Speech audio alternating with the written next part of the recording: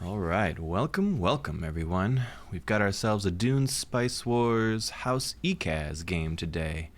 We're doing something a little different, actually. I recorded this game the other day, and wouldn't you know it, I messed up the audio on it. But it was a really good game that I kind of wanted to show. So we're gonna go back, and I'm gonna watch it alongside you, and I'm gonna sort of comment on it with the benefit of some hindsight, and I can tell you, what I was doing and what I should have been doing. I can tell you we got a real strong lobby here. We got Psycedilla on the Fremen, Heliomanes on the Carino, and the Mighty Kenri on the Smugglers. Now, these guys all talked each other into randoming. I picked Ecaz because I wanted to I wanted to get a video out for them, but they all random, so they got random counselors and random factions, and it's funny because they all have pretty solid mains that they play. Psycedilla is, the Baron Harkonnen. Heliomanes is normally in House Ecaz, and the Mighty Kenri is normally a Fremen. So they got very different factions than that. I don't think I've ever seen any of them play the factions that they're on, but regardless, these are some cagey veterans to work with here. We got thousands and thousands of hours of Dune played. But what are we doing? So we started with a fencer here. You could see me doing a little bit of micro. So fencers are garbage, but they're cheap and very effective at fighting the early militia here. You can see 150% attack speed when no allies are close. So you do a little bit of micro, you dance your guys around a little bit, and once that bonus kicks in, the fencers just shred the enemy militia. They're basically worthless against players. They're too weak, they're too hard to micro. They don't do enough, they're not effective enough. But they're only $4 of upkeep, while a normal squire is like $8. So it gives you a little bit, saves you a little bit of money in the early game. They're actually really strong against militia. I don't think we see it here, but a squire and a fencer can take out 3 militia in a village by themselves without any extra help, while most other people need at least 3 of their own troops to do that. Regardless, we're just going to use him for fighting early in the game. He's going to fall off later on and won't be any use to us, but early on he saves us some money, he kicks some butt, so that's good. We're just doing our usual here. We're grabbing our spice field, we're looking around.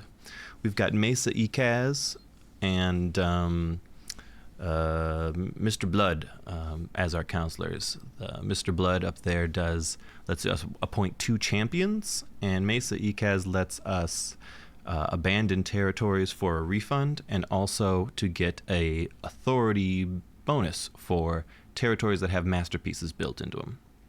So what we do with her is we make a sanctuary, or maybe we take over that sanctuary, we build masterpieces in it, and then we release it for that refund of authority, and then those masterpieces in that empty sanctuary now give us, each one that we build gives us 3% more authority generation, which can add up real quick. If you built 5 masterpieces in 2 sanctuaries, that's 30% more authority gain, which is wild.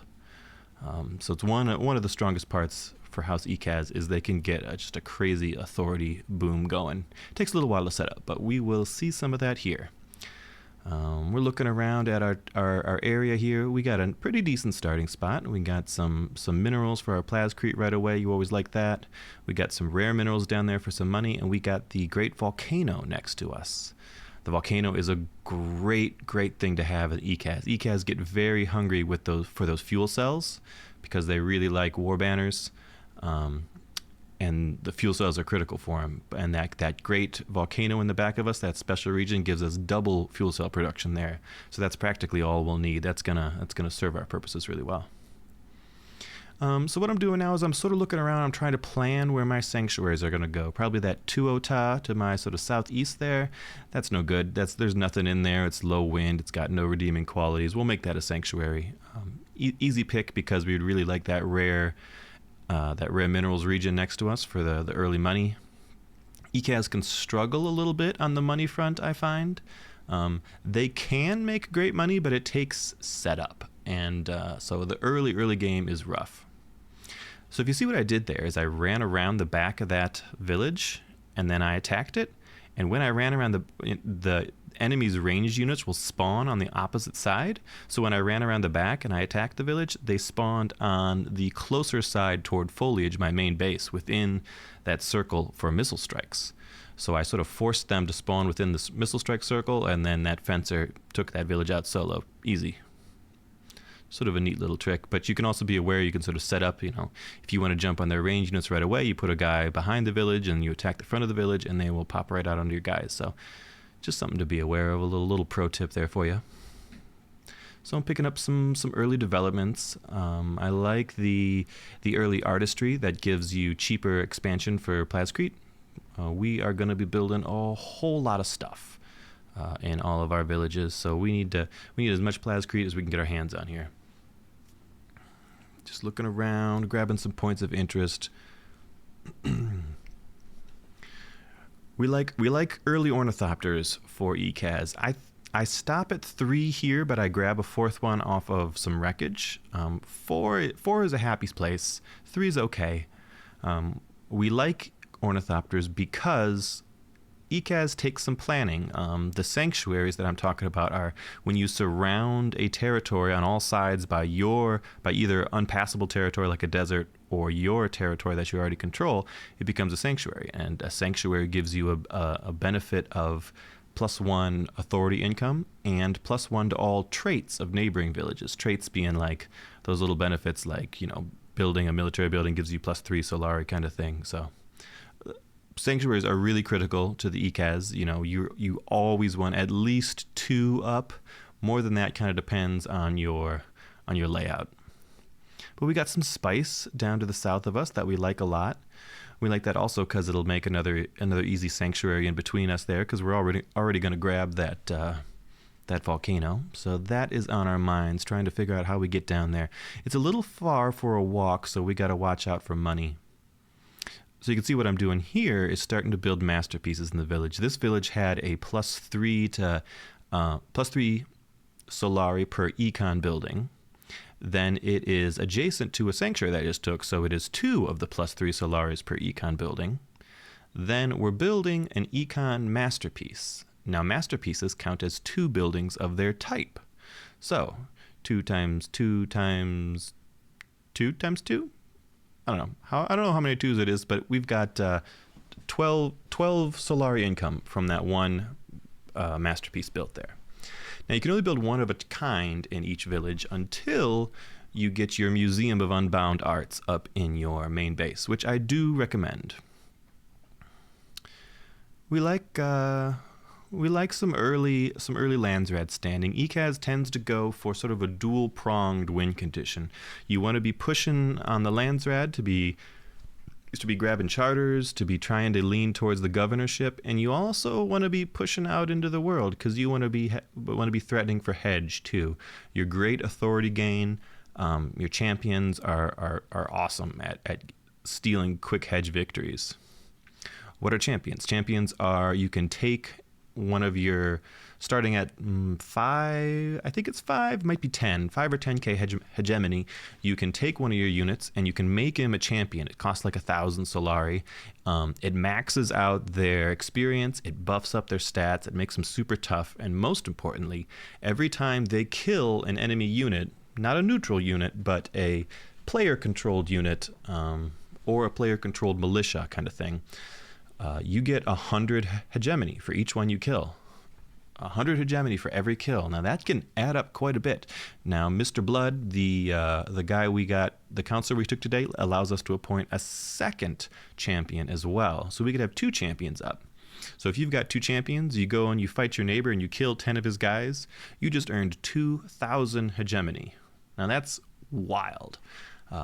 Now that hegemony goes away if your champion dies, so you need to keep track of him and keep him safe. But it's possible to get into positions where you have a hedge lead and the enemy attacking you just gives you even more of a lead, right? As long as you don't lose your guys. We've got our various friends here complaining about being on factions they're not used to, but they'll do just fine here. So let's see. What are we looking around? We're trying to figure out what we take. We like diplomatic maneuvers. We love to build up those minor house gifts. That's every time a Landsrad council hits, you get a little gift from the minor houses. That's like a little point of interest you can explore around your base that could give you either 500 Solari or 50 influence.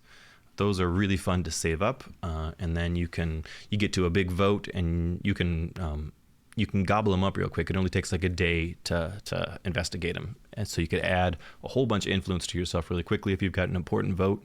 I think we do that later on, actually, so that we can even show that off. So you can see I got a little extra water up. I waited for nighttime because at nighttime your supplies last a little longer, because I know I got a bit of a trek here, and then I got to fight a 4-man militia, and that's going to be tricky. I didn't want to run out of water. But I think we do just fine here. We got the extra water, we got the nighttime. We just got to win our fight without all going to hell. So we make sure our squire's tanking. We get our fencer spaced out enough so we can go kill some range units, and then we have our musketeers helping to kill those range units, helping to shoot what the fencer's shooting, so we can burn through this stuff real quick. And you see, it goes great. We tear apart these guys. We've got plenty of supplies, no issue. Spice field number 2 secured. We're looking around, we're grabbing our points of interest, we're trying to figure out, what is our next goal after this. If you've watched me before, I love authority, I love fast expansion. I find, a lot of games, you expand up until you hit your neighbor's borders, and then you just kind of stop, and it can kind of stalemate there. So, if you expanded faster and you push your borders out a little further than he did, maybe this stalemate starts, a little more favorable position for you. Maybe you grabbed the best terrain there is, to defend on. Maybe you grabbed that extra spice field, that extra special region. That's why I think that fast expansion is really the way to go. It can get punished. You end up next to a aggressive neighbor, and if they sense your weakness, they can fight you. And that's especially a weakness early on for Ecaz. Ecaz are not the strongest early game faction. They can certainly be bullied a bit. The Ecaz are known for really, really powerful end game armies that take a long time to train.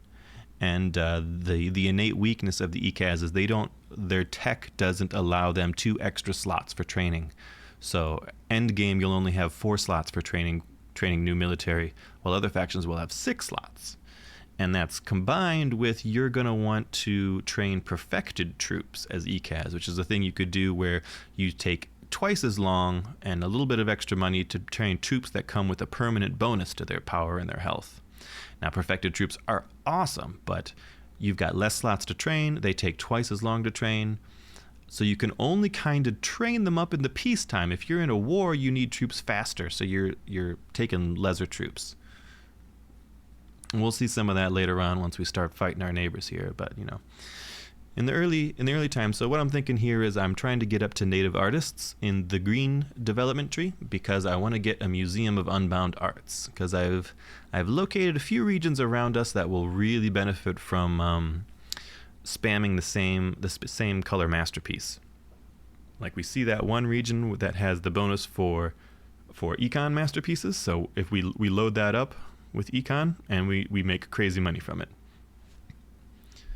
We've got a blue one above us. The region we just took down south gets bonus money for red buildings in it. So those are just perfect opportunities to put a whole bunch of these masterpieces in. Outside of that, a masterpiece doesn't really do anything unless it's hitting your traits appropriately. But they cost no upkeep. They're relatively easy to build. Relatively cheap. I think they're like 50 plascrete, so they're super fast to build. They're just a really efficient building if you're hitting the good traits for it. So I'm a little leery of down south here. I saw we had smugglers on our southern border. I'm still greedy, so I grabbed that spice field, the close spice field. There's another open spice field in between us, but that one I don't get. Smugglers could cause us a lot of trouble early on if they wanted to go heavy into snipers and come fight us. We don't have any sort of answer for that. Not until we start getting up war banners at the very least, or a lot more intel to be able to use our fog special operation. So we kind of want to we don't want to antagonize the smugglers too much. But we've got good space to the north of us. The Fremen spawned to the northeast, so they are our next neighbor. But they spawn pretty far away from us, so we got a lot of space. Our smugglers friends down here, Kenri, is like, "Are we putting this on the Fremen?" And I say, "Hell yes, we're putting it on the Fremen." But Helio ruins our fun and changes the scope of it to be all factions instead of just a particular faction. Why would you put it on the Fremen early? Because the Fremen can expand super fast to... They don't have to take a region in order to get spice from it, right? They can make their mobile spice teams and just run out. So an aggressive, fast-expanding Fremen can grab, 3, 4, 5 spice fields before anyone's really on 2 or 3. So they could have a huge spice income already. So it would be fun to hit them with the controlled markets and watch them suffer for it, but... It's not the case. It didn't pass. Nothing much happened there. We don't particularly care. We are biding our time till we get... the red tech passed. Did the red tech pass? No, it didn't. Not this time. That comes up later. We're biding our time till we get our museum up and we can start our masterpiece construction.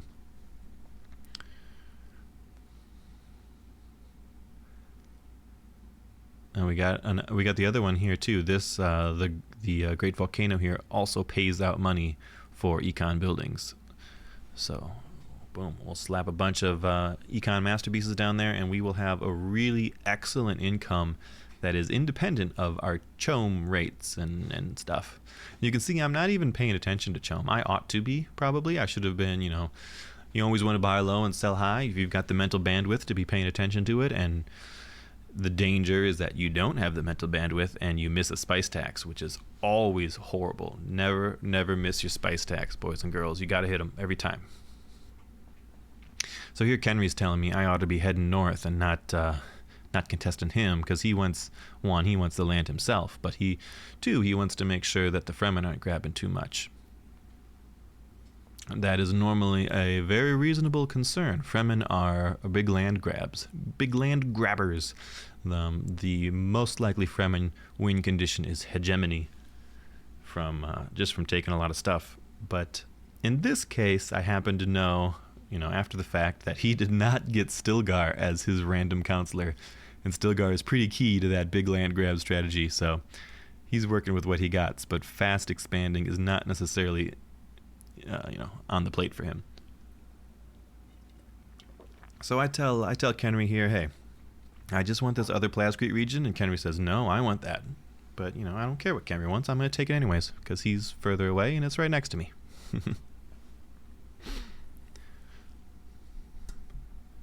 So we're looking around, we're plotting out our next moves. We do want that northern spice. That's going to put us on 3 spice, which is pretty solid. 3 spice is acceptable. If you got 2 spice, you're a pauper. You don't got a lot of money. You got to figure out other ways to, pay your bills. 3 spice is just fine, totally normal. 4 spice, you're starting to feel like you're rich, you're wealthy, you're powerful. But 3 spice is good. We're going to hold 3 spice, no problem here. These are all pretty reasonable, pretty defendable for us. I'm sticking my early agents in Arrakis for the authority, because I love authority, and then into the chom, because I like a little extra money. Like I said, we struggle a bit with the Ecaz on the cash front until we get everything cooking, until we get our museum up, until our econ monuments or masterpieces are all loaded up. Once we get those all good, we'll be making great money. But until then, it would be tight. So people on the chom, your agents over on the chom, just give you a little bit of extra income, to some leeway to work with. So I realize I'm super low on knowledge here too, so I'm looking around for what might be reasonable places to get a couple extra research centers up. And I am attacking and taking my sanctuary. Why would you do that? Well, because we've got Mesa. And like I said earlier, we get a free knight too, which is really nice. It's a great boost to us. Knights are incredible units. But because we've got the agent Mesa, and Mesa says for every masterpiece adjacent to your lands, you get 3% more authority. something like that. Is it just in sanctuaries, or if it's adjacent to your lands? Maybe it even works in non-sanctuaries. I'm not entirely certain. But regardless, the usual use case is to put them all, load up your sanctuaries with masterpieces, and then abandon them. And then those if you get 5 masterpieces in, it's 15% more. So that's what I'm doing here. I took my sanctuary, which gives me a little bit less authority for a short period of time, but will give us much more once we're ready with it. So you can see I'm starting to stick masterpieces everywhere. Our museum finished up. Masterpieces, like I said, 50 plascretes, so they're super cheap. They don't cost any upkeep at all, and they're making us money. You know, you figure there's the normal money-making building that everybody can build is like 4 Solari income, which is, you know, you build it because if you don't have anything better to build, but four income is not much at all. But as long as we got the traits for it, a single masterpiece gives us 6 income. If you've got like a +3 per red building or yellow building, whatever. And then if you've got it adjacent to sanctuaries, that's doubling that and giving you a lot more. And if you can build a whole bunch in the same place, you can spam out the same thing over and over again. Suddenly you're getting really good income. So we'll see here. So we'll see what we got. But we're taking this. We're taking the place that Kenri told me not to take. But he's not in charge of us. He's not my supervisor. We're gonna take this and we're gonna leech a little extra plascrete out of it. And also it's a decent buffer, because it's, you know, the village is on the far western side and the smugglers are on the eastern side, so they got a bit of a walk to get there. So it serves as a nice bit of defensive buffer against the smugglers. You always like villages that are very close to your borders, and villages that are close to enemy borders are vulnerable and dangerous because enemies can just jump on them without any warning whatsoever. If the village is deep in your lands and they got to walk, you know, for 20 seconds to get to it or something, you got time to, you know, respond to prepare, and for them to run out of supplies too. But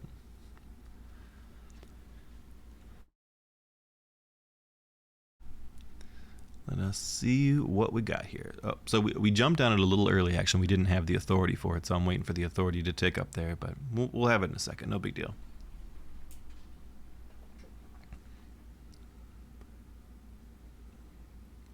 So I'm looking around, making sure I'm getting, you know, all of my research points of interest cooking.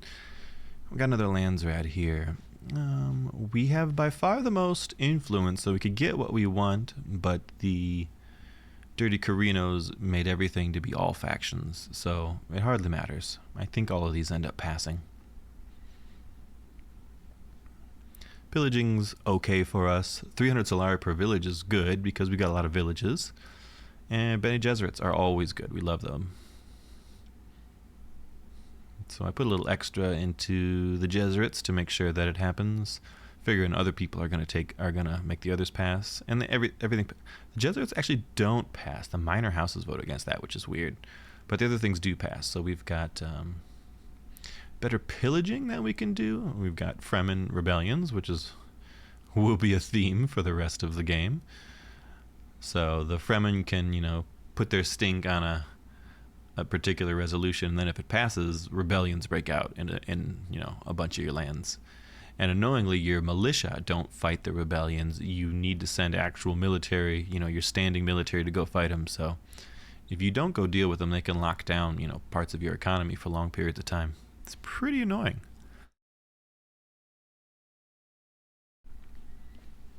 So we're cleaning up the militia here, and then we're kind of looking around if there's anything that we can pillage. And we're seeing that there's you know, raiders coming down from up north, so we're prepping some probes, some scanners that we could do up there, because we know there's a siege somewhere in that area, so we're going to go looking for it.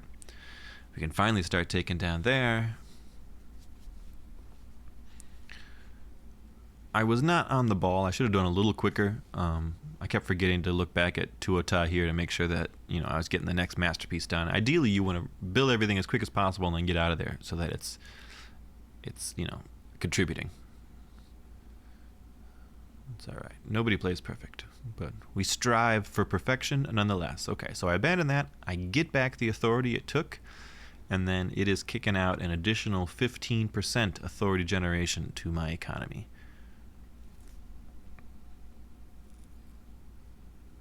Yeah, 3% times 5. Pretty good, pretty good.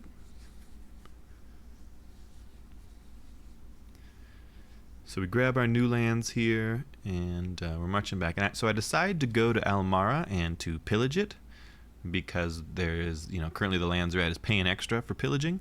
So that is a thing you can do. You can pillage your own sanctuaries. Pros and cons, pillaging these things are yours. No other people can attack them while they're sanctuaries. Sanctuaries are protected, but the Ecaz can attack them.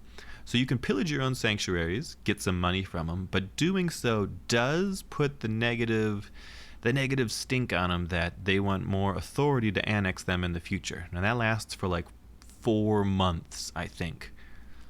And at some point in the future, if you're pushing for a hedge win, you always want to go back and grab your sanctuaries. It's free real estate, right? At the end of the game, they're worth hegemony. Who cares about, the economic bonuses if you're just about to win the game? So I probably shouldn't have pillaged that at that time, because that was another one that I could have captured and put more masterpieces in for the, the authority benefits, but not a huge deal. I've got all the authority I need right now, really. It would be greedy to have more authority. And I run into my cap, I'm sure, this game at some point. I'm pretty much able to take everything I want. But we're cooking through our red tech here. Really important to get the mechanical unit tech pretty early on, especially if you can secure some fuel cells. So here I'm pillaging this other place now for some extra money. The mechanical tech, I mean the one that opens up your war banners for you. Your war banners are one of the strongest units in the game. War banners are crazy. They seem, so I'm talking about knights here. Knights are great. Minus 20% per other, non-mechanical unit around them, so that would exclude war banners. So, the bread and butter of your Ecaz endgame army is often, as many knights as you can fit in, and then as many bodies as you could put around them. The squares are just there to hold the line, maybe debuff a little bit. The muskets, a little bit of ranged focus fire, but the people that do the work are the knights, and all those other guys around them make the knights take less damage. So that's awesome. But back to the war banners. The reason war banners are amazing, they look like they're just a buff unit, right? They give everyone around them like 10% more power, something like that. Who cares? What they actually do is they're outrageously tanky. They're so hard to kill. They have like 10 armor and 1,000 hit points. And, a normal trooper has like 500 hit points and like 3 armor or something like that. It's so hard to kill a war banner.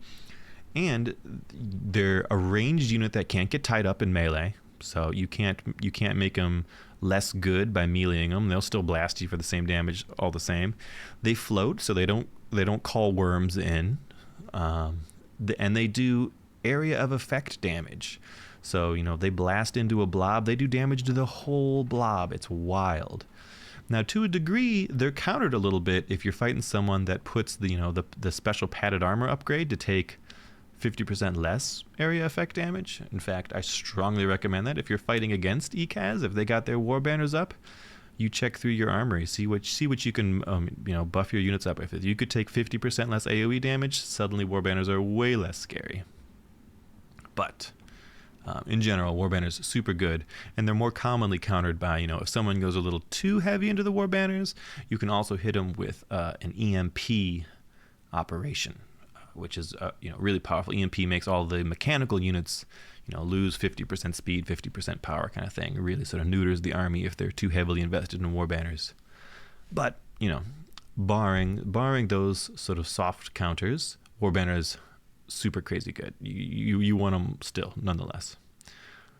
So we're putting our authority to use here. We're grabbing some extra territory, trying to figure out. We'll make this little to the north, this place that doesn't have any special resources in it, another sanctuary. And then we can grab the plascrete here. We can grab the spice up there. Spice number 3 we're finally getting. We could have grabbed it a little earlier, but we were busy with that long walk down south to make sure that we took that contested land before the smugglers did. So we got another Landsrat kicking off here. So now I see where those raiders popped out of. They were in the village next door. Actually has a siege, not the one that I initially scanned. So I prep another scan and I'll be able to scan that. And we got a Labthopter mission up, so I'll have to send that around, and Landsrat pops off. So I am maxed out on my influence here. There's nothing exciting in the Landsrat Council.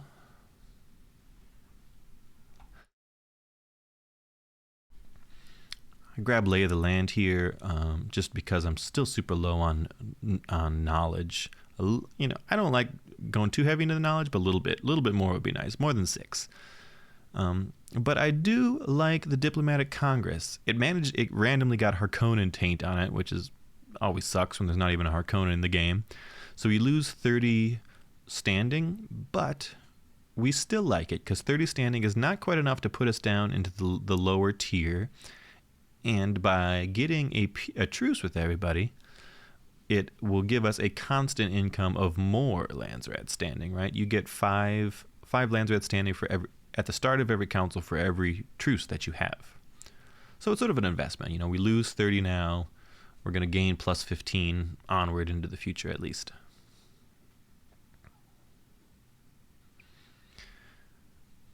But we've got more Fremen rebellions up. Of course, there will be lots and lots of Fremen rebellions, like I said. And we see the smugglers starting to encroach on our lands here. And I start looking around, make sure we got an airfield down there in case we need to reply to some aggression. I don't anticipate trouble from him at this point. I still think it's pretty reasonable that I took that spot, even though he said he wanted it. You don't get everything you want. So I don't expect him to cause trouble, especially since we just got a peace treaty signed. Sort of a pain in the butt to go breaking those early on in the game. It costs you a lot of influence when you don't have a whole bunch.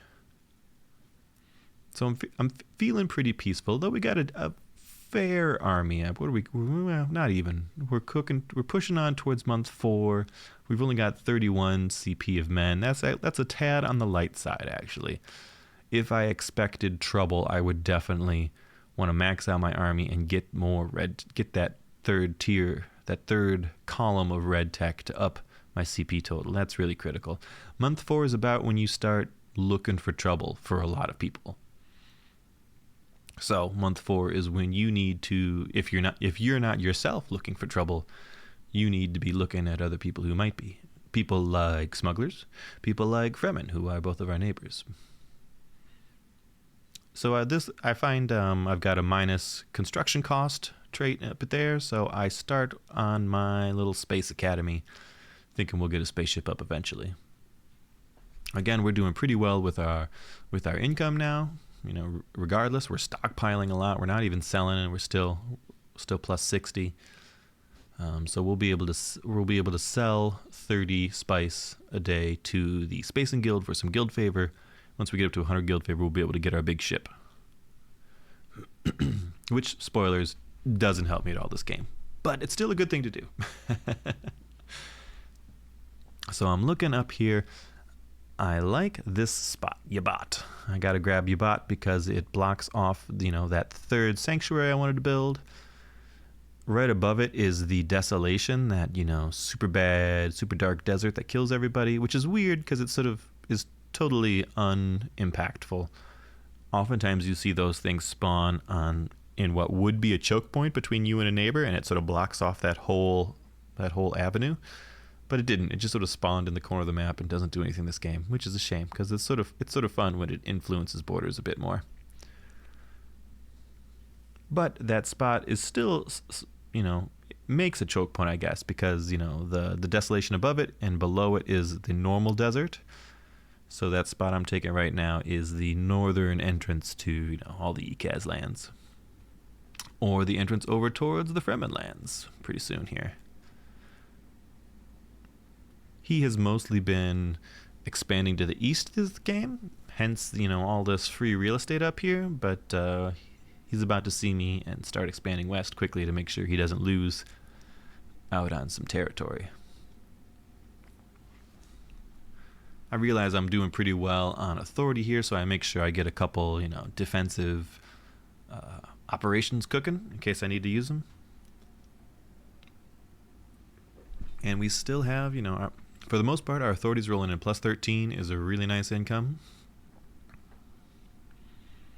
We've been annexing like crazy, and we're going to let it, we're going to step back. We're going to grab a bunch of these, points of interest that have been building up, make sure that we're building the right structures in each of our bases. We've taken a lot of land.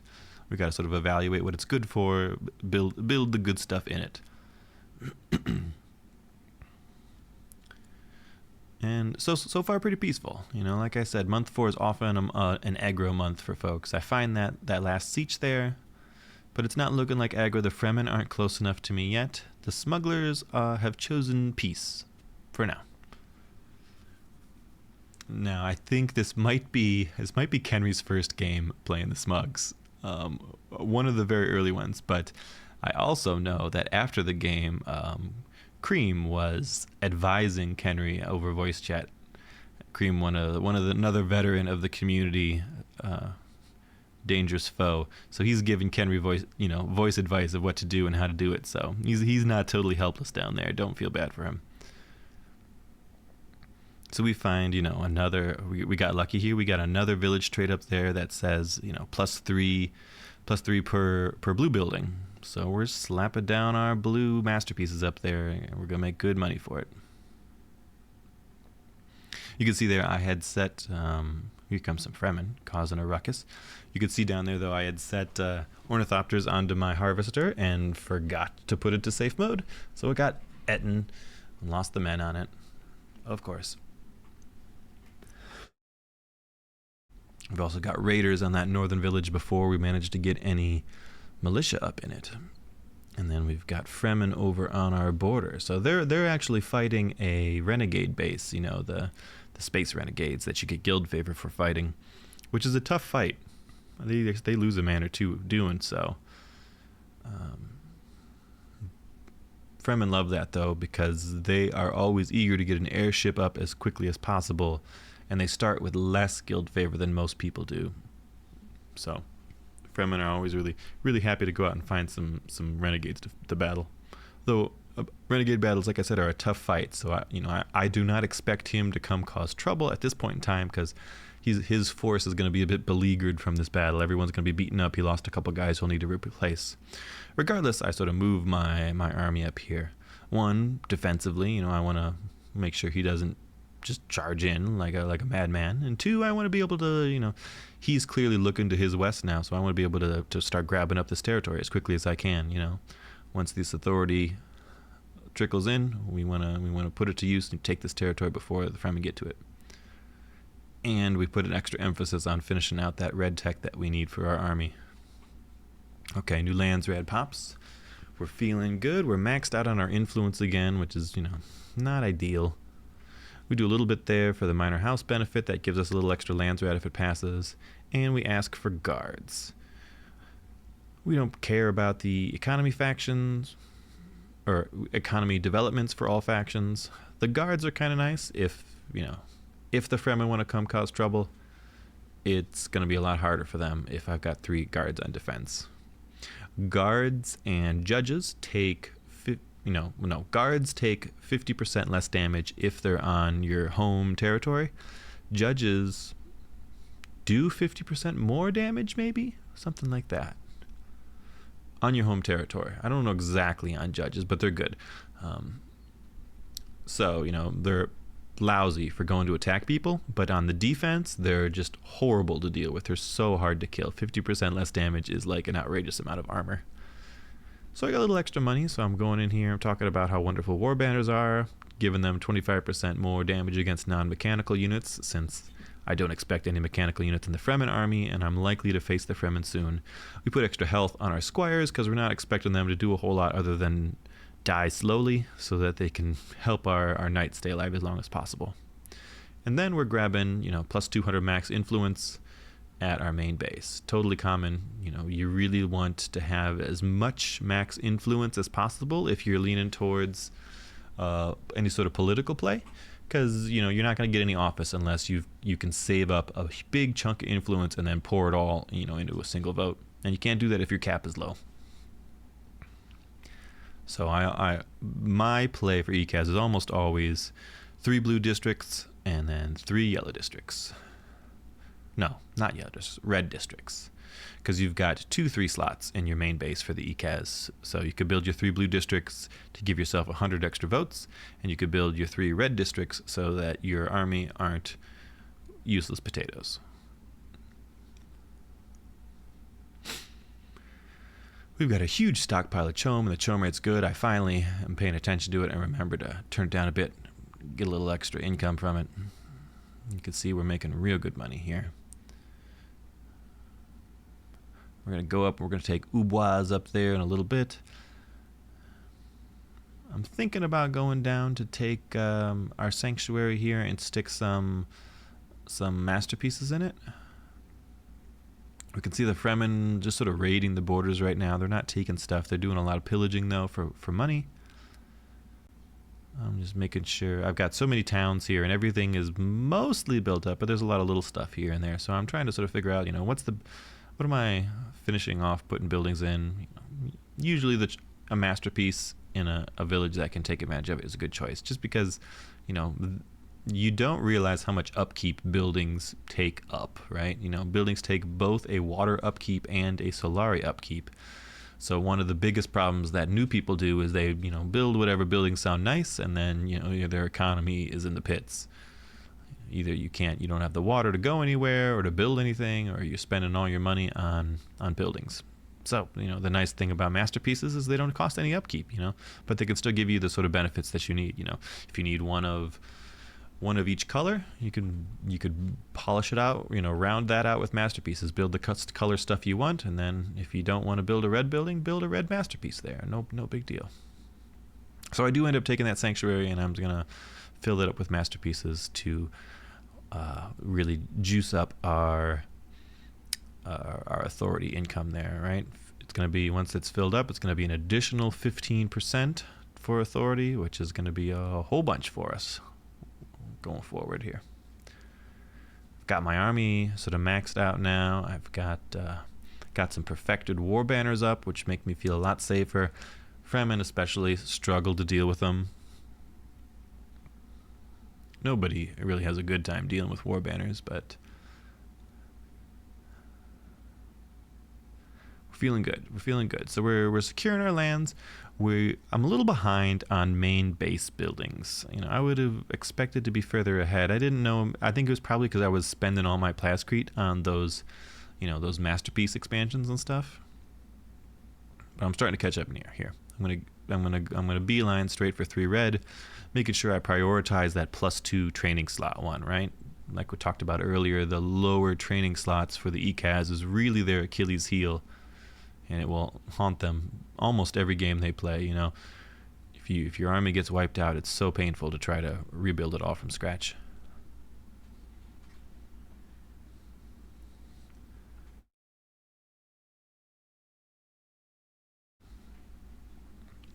Okay, so we're investing in our territory, getting these masterpieces up.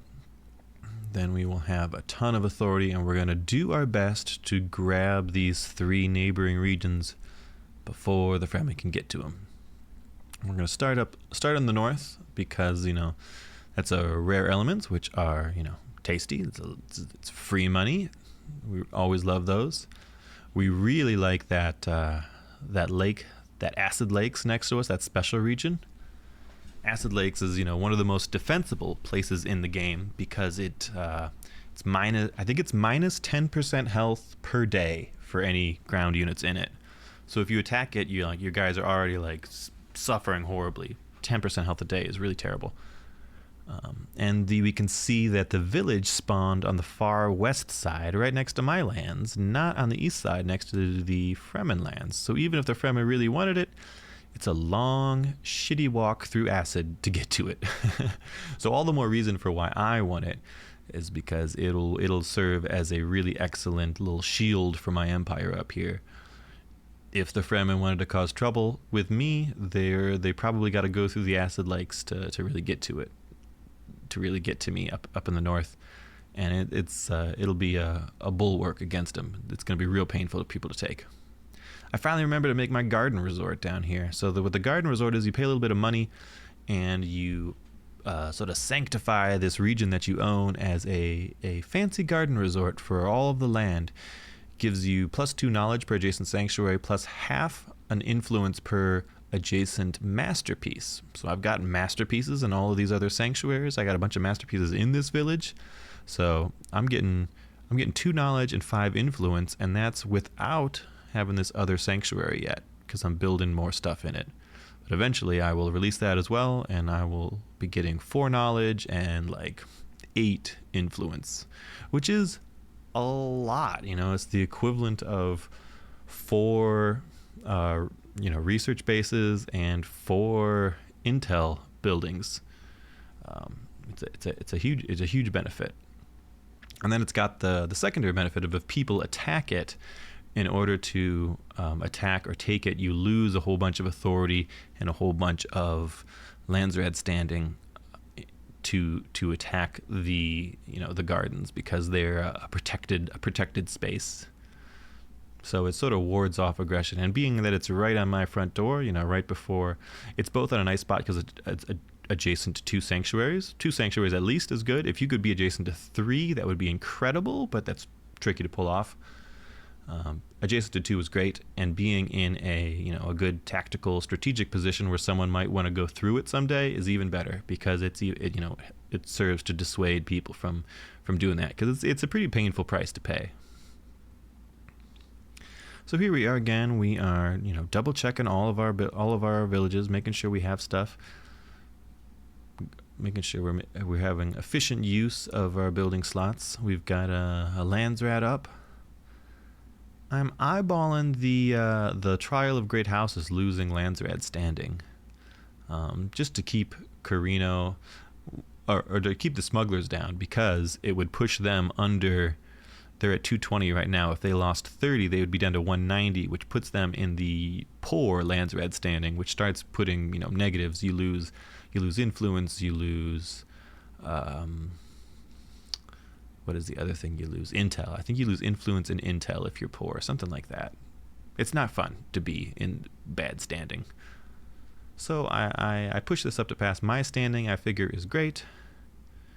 We also get cheaper building construction for everybody, and it does pass. And it sort of works to slow everybody's what's the word I'm looking for here? Your governmental, your Landsrad, your political play. It slows it down a little bit, pushing people's Landsrad standing down. I was surprised that Carino was pulling in +25 here. I knew I was getting +25 due to being truce with everybody, but maybe Carino also managed to get truces. So here we see some trouble. We see the dirty Fremen coming to take the acid lakes that we wanted. But my army is split up and distracted because we've got dirty Fremen rebellions through all of our lands, thanks to that Landsrad law that passed with their stink on it. So I'm expecting we're going to have to cause some trouble here. So I'm looking at them, I'm watching them to see if they pillage. If they pillage, I don't care. But he's not pillaging. He's moving his army out so they don't stand the acid. He's leaving one guy behind. And why would you leave one guy behind? Well, it's because you want to annex it, and you probably don't have enough authority to do it yet. So he's standing there, he's waiting for his authority to take up so he can annex it. Now, the good news is that makes it pretty easy for me to chase him away. But I'm still dealing with these back rebellions. So I'm trying to figure out, what can I send up? What do I need to fight these rebellions? I'm keeping an eye on it. He's still not annexing it yet. If he does, we got to pull the trigger and go fight him off. Making sure we're training new troops. We gotta get more men. Keeping an eye on him. Moving our troops around. We built the command center in our base, giving us 10 more CP to work with. So I get a night cooking, and And right there, he starts annexing it, and I see it right away. Okay, so I start a squire. I cancel our non-aggression pact, and I got to go chase him off it. Just as it would be miserable for him to attack if I had it, it would be not super fun for me to attack. But he immediately sees as well that I come in, so he walks away. Says, bruh. Don't bra me. So the militia are already dead. So here's the fun thing. I start annexing it now, and because it's so close to my lands, I can actually stand in my territory and annex that. I say, it's very close to me as explanation, and he's frustrated. So yeah, by standing in my lands, I'm not subject to any of, the old acid lakes burning my men away. So he, in frustration, goes to pillage the land down below. All right, so that's good. We got the land there we wanted. We do still want that one below us, and we're not sure if we're going to be able to get it now. Helio's offering Sardaukar, Carino is offering Sardaukar out. Does anyone want some? The smugglers say, yeah, I'd like them. I don't think I need them. I don't want to help Helio at all, so I don't speak up. So the Fremen pop an operation to cause a rebellion in my backlands, expecting me to leave. But I've got airfields up. I'm fine. I'll leave. I'll go get it. Helio says, request denied to Kenri. Anyone can have Sardaukar except for him. But I don't think anyone bid. All right. So Psycedilla sees me fly away to deal with that rebellion that he instigated, and he moves his men in. Meanwhile, I have moved up to my 65 CP for my army, and I have gotten a couple extra troops built. We've dealt with the rebellion, and we're flying back home. And I am just doing a little bit of micromanaging, making sure everyone as they get done, they get back. So he moves in, he starts fighting militia. I hit it with an operation to get a little extra money when the militia dies, but he sees the writing on the wall. He does not want to be standing in the acid lakes while I have army on friendly, non-acid lake territory fighting. It's a bad engagement. Just, strategically, the terrain is not in his favor at all there. So he falls back once I get there. And I move back in towards fortifying this land. Obviously, it's going to be a point of contention. He's already shown that is something that he wants, but it's something that I have right now. So we're going to do our best to hold it. So you can see he snuck a couple guys in down south to pillage there. Pillaging doesn't bother me too much. I am going to rush down to try to deal with that. He's going to try to pop back in, but it's no big deal. He's going to get the pillage off here, which is frustrating because that's a money-making spot for me. But I can just fly back up. I got plenty of money to take shuttles all day. Get the militia back in that town. And I'm realizing that I have not got enough manpower for a protracted battle here. He tries to pillage that, but I get there too quick. I try to chase him a little bit. I think he's maybe too close, so I might be able to pick off a guy or two. But I think he ended up with the Fremen counselor that makes you run faster. Othame, maybe, is the guy? I don't know. The guy that no one uses. But he does make you run faster. So his track stars managed to get away there, when otherwise I would have expected to be able to catch a couple to make them pay. But regardless, we've got our triple red up in our base, which is our happy place. When you've got triple red, you feel good about fighting. When you don't have triple red, you don't want to fight. We've got more rebellions popping off back at our base, but it's no big deal, nothing we can't manage. And we are sticking more recruitment buildings up in all of our lands when we could get them, where it makes sense.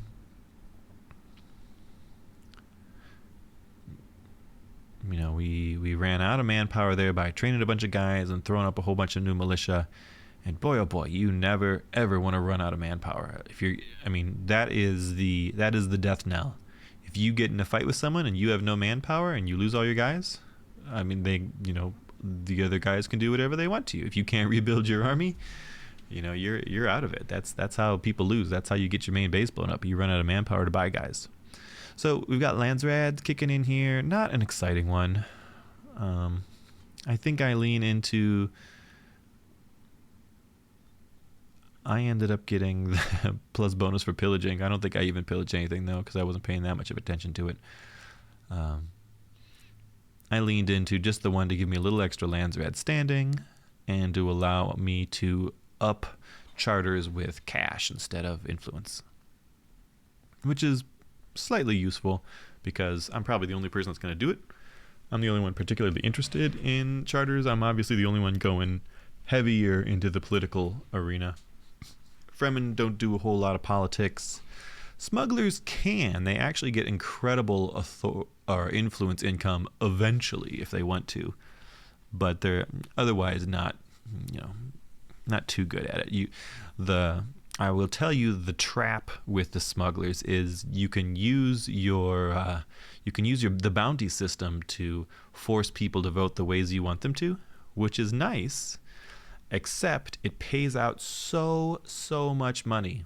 If you guys saw the recent Turn video he posted on Dune, he's playing a game and the smuggler keeps putting bounties on things, and Turn just, it was leaning into politics, but once he sees his bounties correctly, he starts putting all of his votes onto these bounties, and he's making like 15,000 Solari by voting for what the smugglers want to vote, which is an outrageous trade, right? It cost the smugglers $500.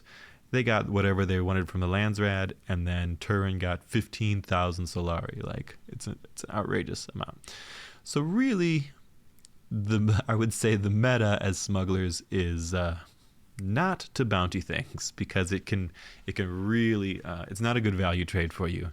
And if it's something that people don't want you to have, if it's something super valuable, Speaker of the Council, Dune Governor, or whatever, they just won't vote for you, So it only actually works on stuff people don't care about, and then it pays those people a ton of money. And I think this game, there's basically nothing gets bountied. So, credit to Kenri or his advisor, his secret advisor Cream, for identifying that. So you can see up here, we have the benefit of this these rocks sort of between these lands. So I can build at the back village you bought there, can build their missile turret right up next to the Acid Lakes town, and it could defend it. You can only have one missile turret in each town, unless you get the tech for it. But if you've got the towns really close to the border, sometimes you can borrow the border neighbor missiles turret, and that works really, really well to build strong defenses. Now, I don't have a good take on what's going on out in the world. Psycedilla, the Fremen, was complaining that everyone was picking on him, but again, this is a veteran group of players, so you sort of never trust anything that anyone says. No one would ever. You can only trust it. You can count on what people say to be the most beneficial to them possible. If they say go kill smugglers, you say, okay, how do you benefit from me killing smugglers, right?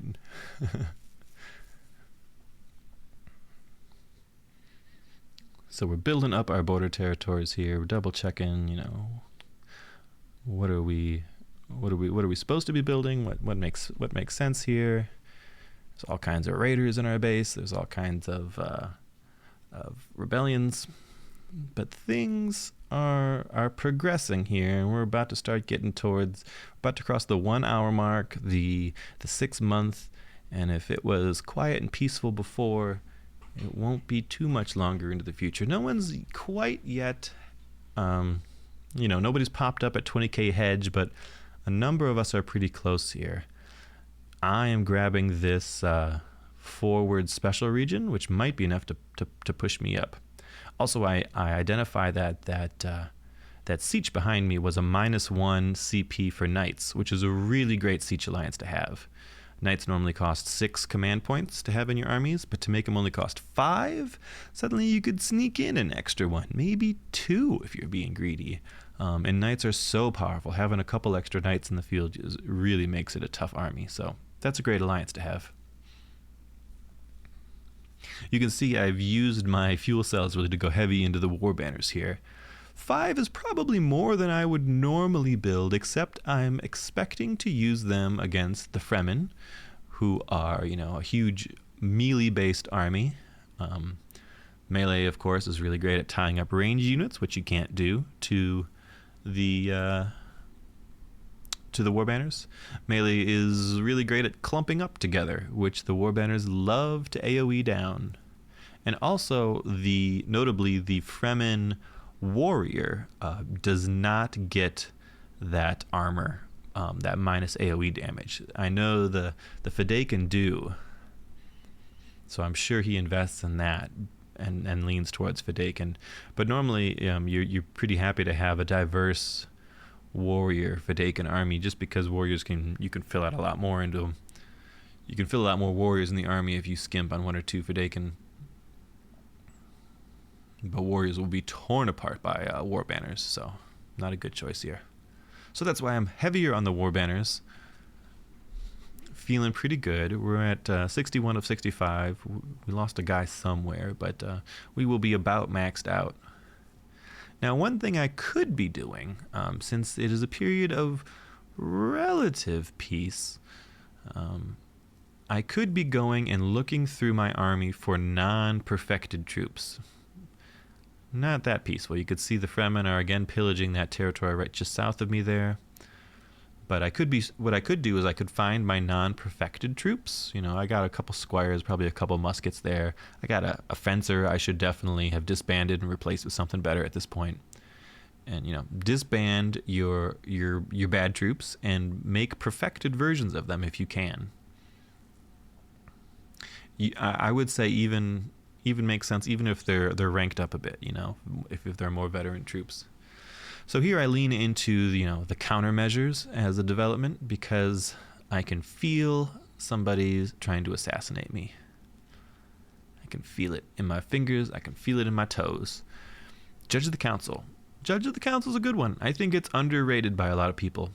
It's especially good because it's especially good for the Ecaz, because the Landsred guards and Landsred judges train faster than normal troops do. So, we talked about it earlier. The Achilles heel of the Ecaz is a really slow rebuilding of your army. If you get wiped out, it takes forever to rebuild because you have less training slots, and if you want perfected troops, they take even longer. But if you're in some trouble, if people are invading your lands, you can crank out a bunch of guards relatively quickly if you're the judge of the council, right? So it's just a really good synergy with the Ecaz. It's usually an easy one to get because other people don't value it too highly, but for the Ecaz, it's super good. You could think of the judges and the guards sort of as mercenaries. Mercenaries oftentimes get spammed out, in a hurry. You need men right away, so you make like 50 mercenaries. Mercenaries are great because they're low CP to build. You can make them really quickly. And the guards are also low CP, so you could have a big army of guards, but rather than take money like mercenaries, they take influence to buy, and they don't make quite as fast. A mercenary makes in like 1 day. A guard's maybe 3 days, something like that, but it's still a lot faster than a normal guy to trade. I am piecing the Fremen here. Oh, it's because the Reverend Mother here. I get a Bene Gesserit if I sign a peace treaty, and I had like half a day left on it, so I threw a Hail Mary peace treaty over to the Fremen. They accepted it, and I got myself a free agent out of it. Not because I wanted there to be peace in our time, but because it was, short-term benefit, long-term beneficial to me, really.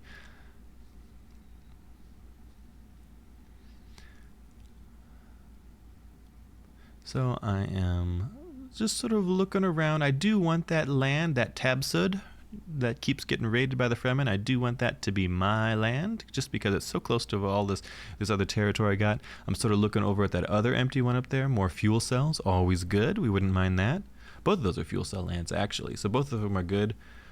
always hungry for the fuel cells. The Ecaz are. I need 10 more if I want to get my my flagship out. Each war banner gobbles up 4 fuel cells. So you can see we're headed for a confrontation here, but we're pieced. So the Fremen start fighting it, and then I jump in and I also start fighting to see if maybe can I steal it from them.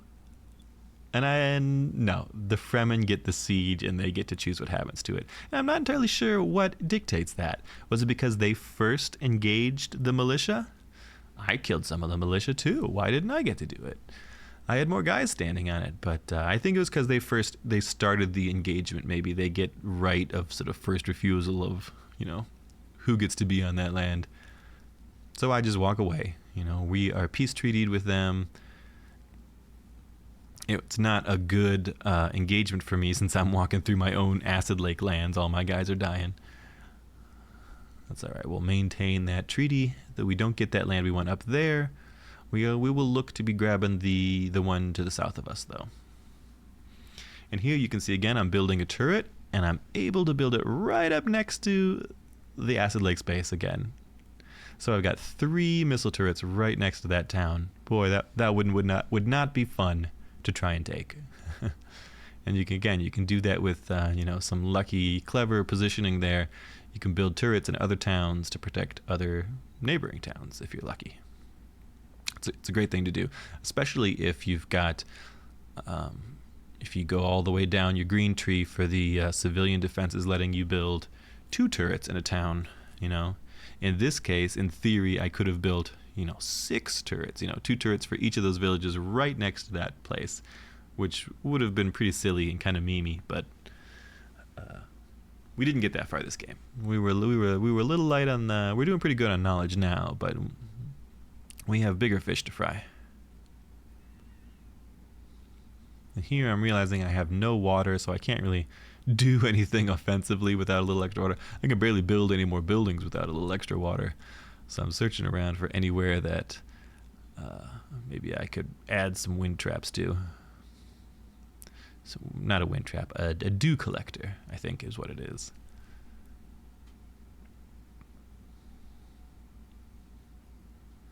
Now, in retrospect, boy, oh boy, what I wish I had done.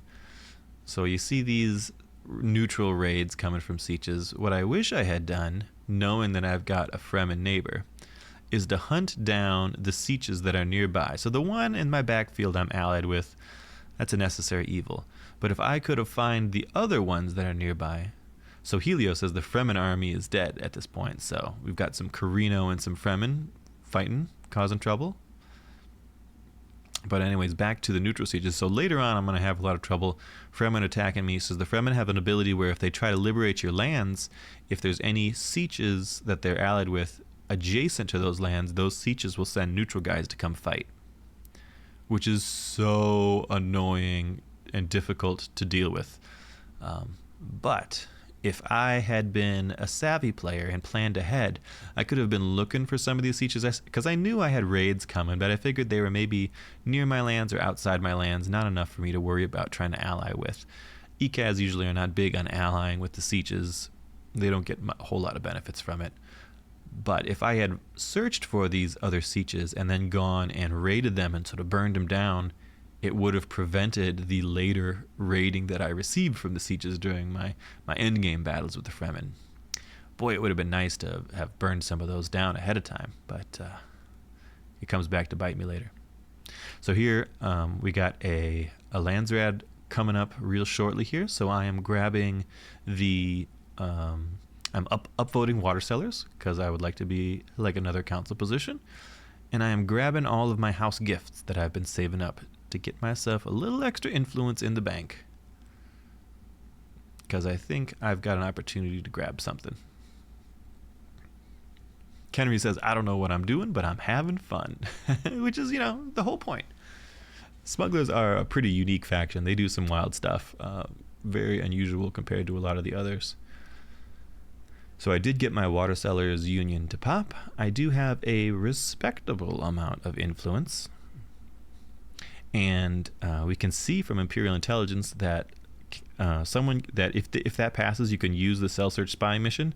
That means somebody is there are cells somewhere, meaning someone is in the process of building up to an assassination.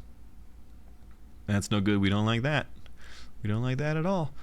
But we really want the Water Sellers Union because that's what we burned all of our house stuff on. We got 30 free votes just for being Ecaz, so we sort of put them around where we want them. I think the minus authority goes on me here, if my memory serves. Yep. We do get our water cellars, and we do get the cell search passed. The minus authority matters not at all. As you can see, we have 500 maxed out capped authority right now, so it is no big deal. But we also have rebellions in all of our lands.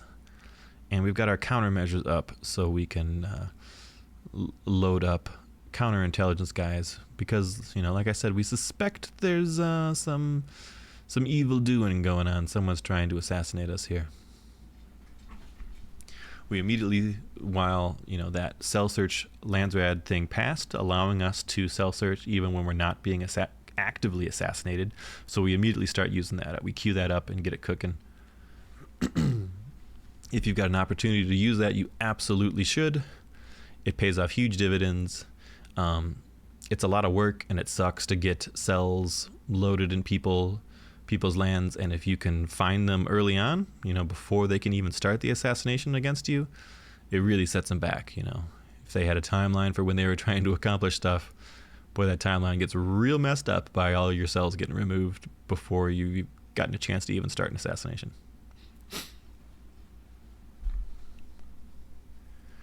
Okay, so we've squashed our rebels.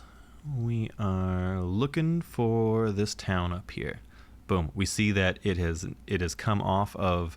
We couldn't have taken it before because it was getting pillaged, and when it's pillaged, no one can take it for the next X amount of days. So we see that debuff of the X days has fallen off of it, so we jump on it right away. We've got a nearby airfield, so we are right by it, and we're able to grab it real quick before the Fremen can react to it at all. Boom, we got all the land we wanted. We like it. Feeling good. We throw down our first cell search, and it does find some suspicious villages around us, so we start sending guys out to investigate them.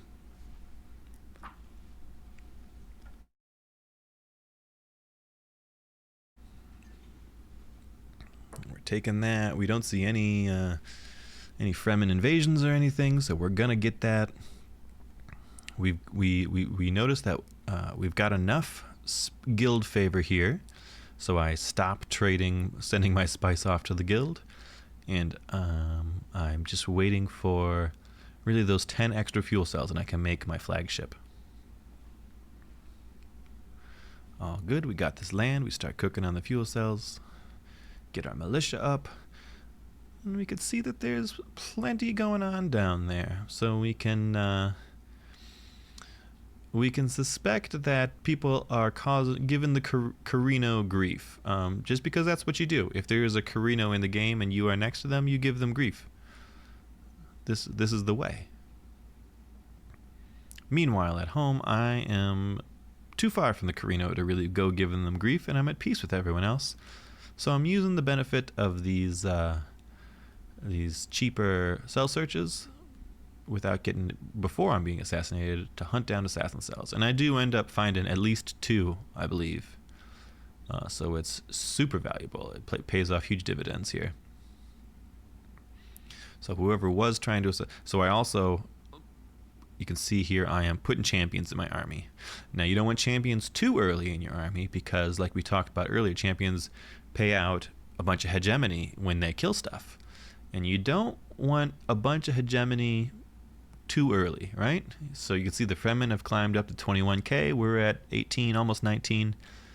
But that means that people are eyeballing the Fremen to stomp on next, and they're not eyeballing me. If I had champions in my army, I'd fought with the Fremen a little bit. I don't know that we killed anybody. But if you had champions in your army too soon, you can sort of, falsely inflate your... Oh, we got the Fremen causing all kinds of trouble over in the Carino lands. They're fighting. But champions in your army too early can inflate your hegemony up to the point where people think you're a threat and they come and they stomp on you before you're really ready to push for it. So you only really want champions once you want to be climbing the hedge game here. So I see I'm behind, so I'm not the main threat, and I pull the trigger and I put some champions up. That's going to, one, it sauces my army up, makes them a lot tougher, and when they get in fights in the future, they will be banking hedge for me. Not permanently banking, because if they die, then the hedge falls off. But still. Kenri says, it's so cool, I'm able to give you all little village helpers. Yeah, some of the smug things you could put in villages allow, make the villages work better, and then siphon off some of the resources for you. There's a lot of neat stuff you could do with the underworld headquarters. I am throwing out a couple last cell searches before the next, because that'll go away once the next Lands Red Council comes up. But I think I've found everything. I'm looking around at what I want to get. I've got everything I need for tech, so I'm sort of at a loss for what to get here. I lean towards maybe some defensive stuff, but then I change my mind and I go into the parts production. Parts production is a big benefit to mechanical units. Extra health, extra regen, cheaper regen costs and things. And because I've already invested in 5 war banners, that's a pretty sizable chunk of my army that is mechanical. So buffing them up is for the best, but not something I would consider critical, just sort of a nice to have. I think I've got everything I want that's critical. Down here, we're just getting a little extra water, making sure we're getting buildings built out everywhere, and boom, we could finally start making our mothership. And I got good money, and I realized I can start buying, I could start living the finer things in life, a little bit of chome. And then I get distracted and I forget about it. But I ought to have been buying into chome even harder. 10% chome is really important for everybody, but again, especially for Ecaz, because back again to the training slots, because the training slots are so limited, being able to crank out a mercenary army at 10% chome is super valuable. You can see the governorship comes up, which everyone is a little surprised about. None of the normal Lands Red houses are eligible for it, but the Fremen are eligible for the governorship, because the Fremen just have to be allied with all of the neutral sieges on the map, and suddenly they're eligible for governorship, even though they're not in the Lands Red Council. Now he doesn't want it. He's not making any authority, or he's not making any influence. Ooh, we do have a bounty here though, which excites me. So I throw all of my votes into the bounty. I'm doing pretty well on money, but that's going to be a whole lot more money. 550 votes is 11,000 Solari. We'll take it. I don't even care what happens to the governor. I hope the Fremen get the governorship, though I know they don't want it. Chome dilution doesn't matter at all. So the Fremen do not get the governors. Everybody supports the smugglers on that for the bounty, which doesn't matter at all, and I am suddenly rich, plus 11,000.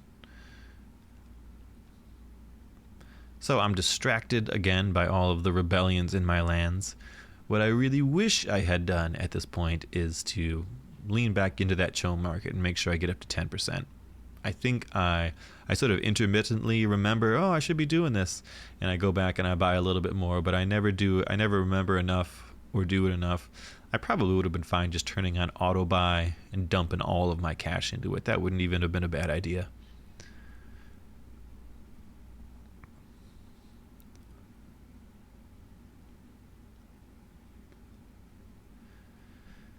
So I am stomping on my rebellions and I am planning my next move here. I'm not exactly where I want to be for hegemony, right? I'm behind by 2K. I don't yet have craft workshops up, I think. I think that might still, I think maybe I just now finished the tech for it, or I'm waiting for a little bit more for the tech to finish. No, the tech was done before, so I must have gotten the tech, and I haven't quite realized it yet in-game. I don't have craft workshops up. The Fremen do have craft workshops up, so they're slowly widening the gap between us here. I realize manpower is a problem, so I make sure I throw a manpower building into my main base, which I hadn't had up before. Also, it'll give me a little bit of extra juice to get the last of the red tech there, since it'll be a little one district, and one districts give you 20% faster research speed for that color. Sending my guys out to make sure I'm grabbing the various points of interest that have spawned around me. Certain ones you want to grab with men because they do different things than if you grab with advisors, right?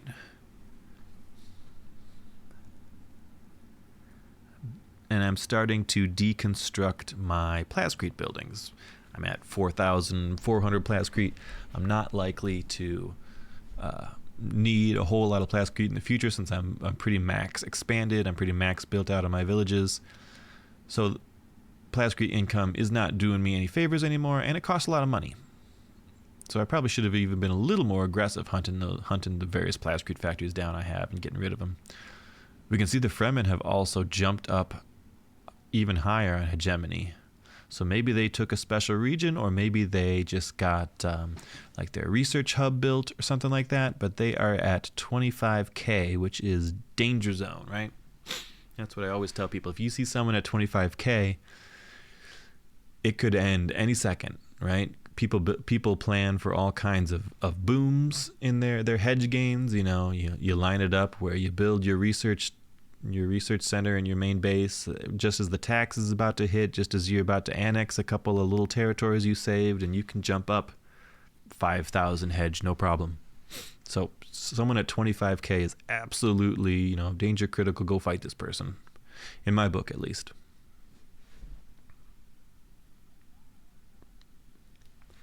So I think around this time I realized that. I'm looking up at the Fremen lands, I'm seeing what they got, and I am getting ready to march upon them.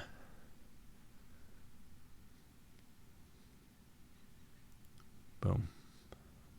No surprise. I get my mothership going up, and I fly straight into their territory because I've got a nice little airfield sort of overhanging that. That's another thing you really like. If you have an opportunity for someone that you think you want to aggress upon in the future, having sort of a forward airfield that leans into their land can be really strong to be able to fly right up, you know, right in their faces. Boom, you're there before they can react. And you can see I also bought a couple of mercenaries from a point of interest in the background. Those sorts of things are really useful in general, but extra for the Ecaz because their knights get that 20% less damage for each person around them. And that even counts for, you know, random marauder and sniper mercenaries and stuff. So I kind of am trying to keep my range units back here. I'm suspicious of a sandworm attack from the Fremen. So I'm trying to get my guys that can be tied up in combat away so that they can sort of pop in later and shoot maybe. And then I'm trying to leave all of my harder hitting melee guys up in the front, right? My war banners, my melee guys, I don't mind if they get tied up in combat by a whole bunch of Fedaykin, but I surely don't want my musketeers meleeing Fedaykin. And you never know, the Fremen sandworm can pop up just about anywhere. You can see him at first. I think later on one of the development techs make it so you can't see him. But I've got my monument here, which is a nice benefit to have. The monument gives a buffs up all your men, which is fine, and it could also debuff all organic troops. So I sort of step out with him, I start shooting some guys here, and I turn on the debuff organic troops. So it's 50% slower attack speed for organic troops. Why is that good? Because my war banners are not organic troops. Everyone around me is slowed, but the war banners can fight at full potency. And then I also throw down the fog as well. Fog is normally great for catching guys that are kiting, but in this case I use it because I don't want him focus firing stuff. All his guys are forced to just stand there and take it, which is what the Ecaz really excels at.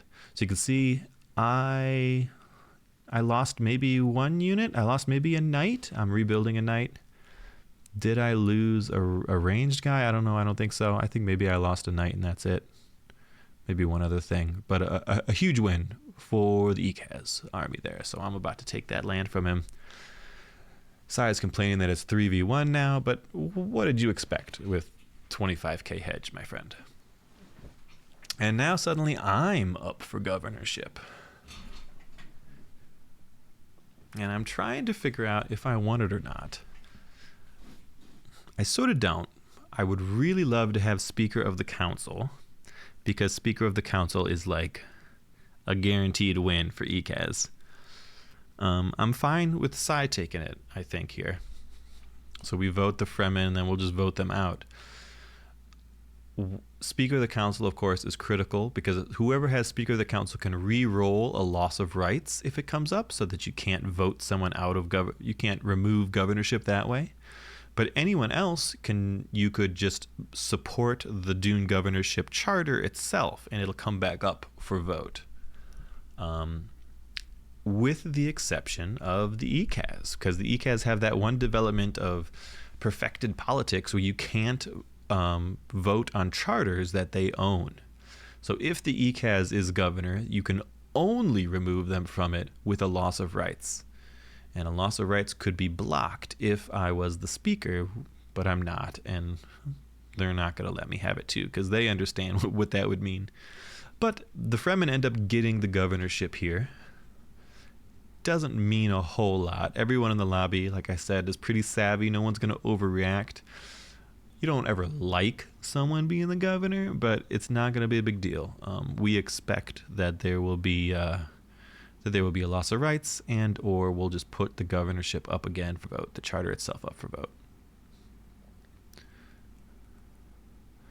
So, governor, a problem for a later day. I have managed to take this territory.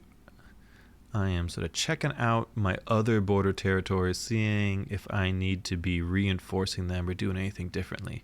Oh, no, what I'm doing is building crafts workshops, yes. Finally, I realize I've gotten that critical green tech, and I'm starting to put craft workshops up in my special regions. And I pulled in about 1,000 plus hegemony from my champions. There is one of the things that I was pointing out. It allows me to narrow the gap a bit with the Fremen. So that was a spice harvester region, which we're feeling pretty good about. We've stolen spice harvesters from the Fremen. We stomped on their army. We're going to go and we're going to try and take another region from the Fremen. Try and get some defenses up in here. Now I walk into the acid lakes. Might be a mistake. I walked in because I wanted to be standing on solid ground rather than on the desert, because I surely don't want to be eaten by a worm. But, just standing in the acid lakes gets that acid all over you. So I lose a little bit off the top of my troops here. But it's all right. We start taking this other territory. And I realize that I'm still having, or I need to get rid of some buildings to make space now for craft workshops everywhere that I can put them. And I am leaning back into putting folks onto plus authority off of counterintelligence. Since I stifled those earlier assassination attempts, I don't expect new ones are being done. I think there's sort of a window in time where assassinations make sense, and if you can't get them done, then it doesn't. It takes a lot of build up, a lot of investment for it. If you can't get them done in time, it doesn't make sense putting more resources into an assassination that someone might just win on hedge before it ever goes off, right? And we've got sort of the feeling that things are progressing that a ways, although we're taking stuff off the Fremen, so they are no longer look like a danger for hedge, but now I look like a danger for hedge. People are going to cause me problems. So I somewhat foolishly leave a single near-dead warrior behind, thinking he will make it, but Psy is, of course, very savvy and will run up and murder that guy before he manages to finish that cap. And then these guys are going to fly their way down because Kenri is stabbing me in the back, that dirty dog. And it's a big problem because I was out of position. I wasn't able to react quickly, and he manages to kill the southern airfield I have, meaning I'm a long walk from it. So time is not on my side, and more importantly, terrain is not on my side here. I've got myself a big buff army here, although the monument can't get back in time to fight, which is not good. And he does have his wraith there ready to cause problems. Excuse me, I've got a bit of a dry voice. We're fighting all kinds of colds and stuff off here. Get a nice drink of cool water. Okay, so I'm moving up. The war banners can shoot at air, but I accidentally attack my own land here, so I'll go ahead and kill these guys while I'm here. I probably would have been better actually annexing this territory right now, but I'm trying to get there to stop this cap. But I've got a bunch of problems. This is a terrible idea for many reasons. One, supplies is bad for me since this is not my terrain. I'm running out of supplies. Two, the terrain is terrible. You can see the mountain ridge means I've got to walk all the way to the right to even get down here to fight. And that whole time, the wraith is on top of me, just cooking me, burning me down. I was also sort of losing a bit of life there from supplies, and I just sort of say fuck it, and I run in and I commit to losing this whole army, which was also not a great idea. You shouldn't do that.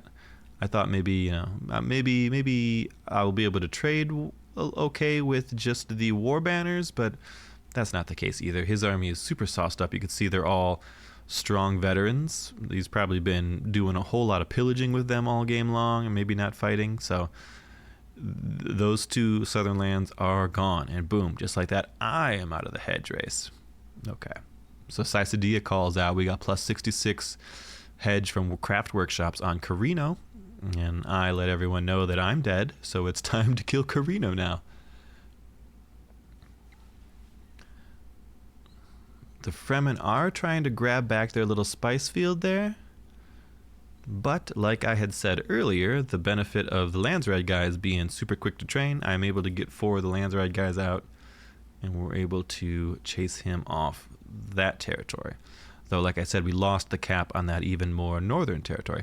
And also off screen here, which I didn't even realize till later, at some point, the Fremen ran over and killed my flagship. I never even saw it happen. I didn't even know it was under attack.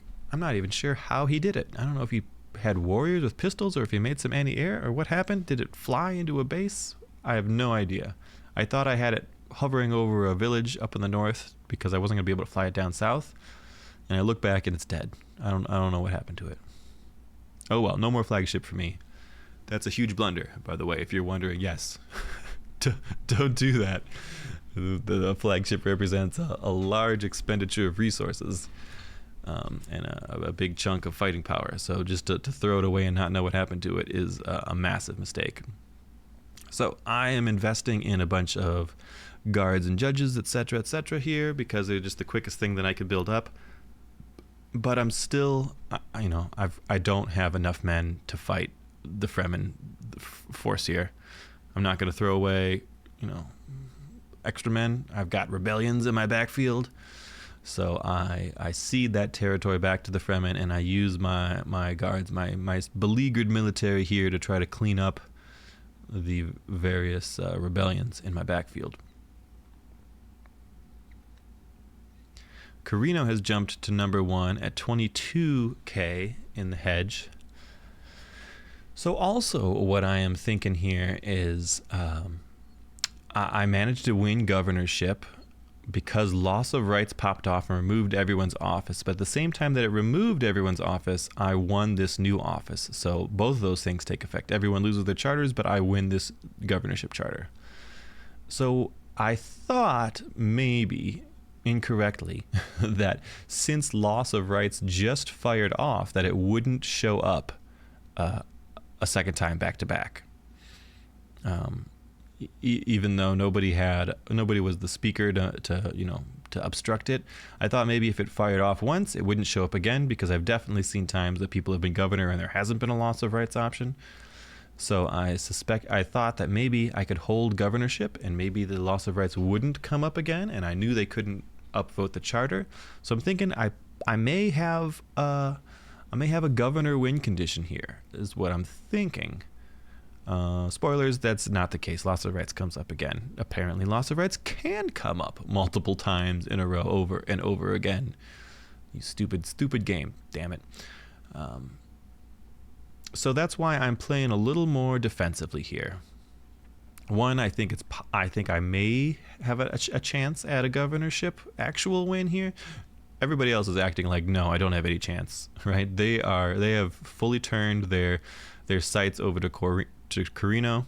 Nobody's pushing me any further. The Fremen are just recapping their own land, and then they offer me peace. My army is still so small, I can't really get out there and cause trouble. So the smugglers, I accept the Fremen peace treaty, thinking that maybe governor might be an option, and I'd be happy to have them at peace with me if that is the case. But for the most part, I am rebuilding my army here, and I am shortly going to look into retaking some of my land from the smugglers as well. I don't have any easy access to Carino lands. They're at 25k, which is, again, very bad. If someone's at 25k, you go and you fight them right away. But I, having just gotten kicked in the nuts pretty hard here, I'm going to look at reclaiming a little bit of my territory. I lost that one middle territory even next to my base to a rebellion there. Or must have been raiders, actually, that I didn't see in time, or maybe just didn't have the troops to fight in time. So that's unfortunate. I lost that sanctuary and those other two villages down south to the smugglers. That's unfortunate. So we're going to start a little bit of reclamation here. I'm counting on the Fremen and the smugglers to be able to take some space off of Carino, and I am choosing to reclaim some of my own territory here. I know that if I just march over and I fight Carino, then I'm not doing myself any favors. I'm too far out of my win condition, so there's no chance for me to win unless I get some of this terrain back, and I hope that the other players are able to slow down Carino. We did get a worm strike here, which ate a whole bunch of knights that I had rebuilt. It's not too helpful. But we still have plenty of guys here in order to retake this base. We make sure we burn down this airfield before they're able to commit to come into fight, and then we do recapture this. Carino up to 27k, very concerning. But, the silver lining is nobody's paying attention to me, so I figure I'm so far behind, I build my research center in my base at this point. Normally I like to save my research center till I'm just about to sort of boom up towards a winning hedge goal, but I figure I'm so far behind here at this point, I do want my research center kicking in, giving me that extra 15% on whatever income I've got, be it spice taxes or craft workshops, etc. Because I need whatever I can get in order to get back in this.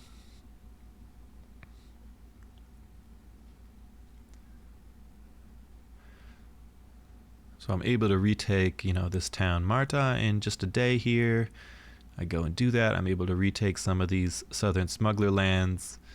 Smugglers would love me not to take those lands from them, but with a 27k Carino, they don't have any option but to go fight them. We march over, we take Marta. Kenri says he's going for Carino. Psycedilla says the Carino's on his border, so, the boys are doing what they can. Godspeed, I tell them. Psycedilla warns that Carino wins next tax. I don't think that's necessarily true. Although, if he's cooking 60, 70 a day, he's doing 2,100 a month. Yeah, maybe he does win next taxed. It's bad. So Landsrad is kicking off in half a day here, and it's going to make me terribly sad when I see that loss of rights has come up yet again, back to back. Back to back loss of rights.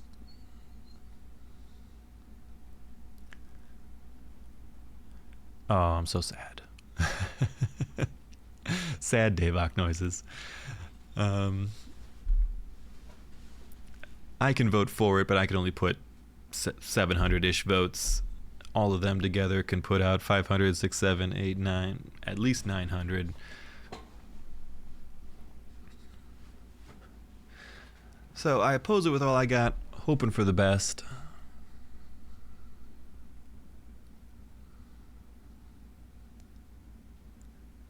$900 to $700. Yep, just like I thought. So loss of rights goes through. Nobody's got any charters. It is clearly not going to be a governor game. So back to the hedge count. And we yet again have Fremen rebellions all over our lands. So we've gotta be micro in to spread our army out. We want to be able to retake whatever we can. We want to be able to stop whatever rebellions we can as quick as possible. We can see our economy has gone into the red as well. You know, having lost this spice field, having lost some of that other territory, some of the other benefits from having that sanctuary in the middle, it's costing us a lot of money. So, we're spending a lot. We've got a very expensive force. We've stepped up to 5, 6, stepped up to 7 war banners now that we've given up on our flagship, which again is probably too many war banners. Very vulnerable to the likes of an EMP here, but it is what it is. We needed men fast, and that's the men we got. Kenri's asking me to take hedge off the Fremen, which I think is probably a good idea. And I ask him, is it time? Are we going to be able to get stuff off of Carino? And he says, yeah. So I start prepping for a Fremen attack. So this is what you do in your high-end lobbies. You don't want to overreact. You want to stop whoever is in the lead, but then you got to look ahead. Who's going to be in the lead when Carino's not in the lead, right? If the Fremen are successful in taking territory 2, and boom, you see Carino just drop down a K or 2K. If the Fremen are successful in taking land from the Carino, suddenly they will be very close to victory themselves. So I start prepping an attack, at Kenri's wise suggestion to make sure that we're getting land back off the Fremen again, to make sure that they don't suddenly jump to something unassailable here.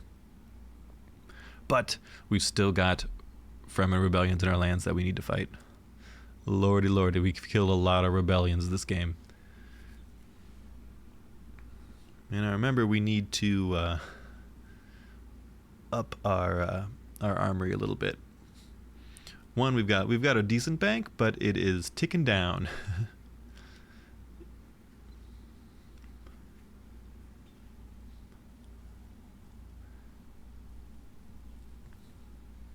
I am furiously trying to macro a bit, retake some of these lands, get some sensible things built in them. Carino at 26, Fremen at 25, though Carino's down to only plus 36, so people have been either taking or burning his craft workshops. Both great decisions. The Carino double craft workshop is the source of so many problems. It's really why they're sort of the default to win so many games, because they can build twice as many craft workshops as everyone else. So they can, if the status quo, if everyone just sits on their hands, or if everyone are unable to take things off of the Carino, they just sail up to a hegemony twice as fast as most people are able to.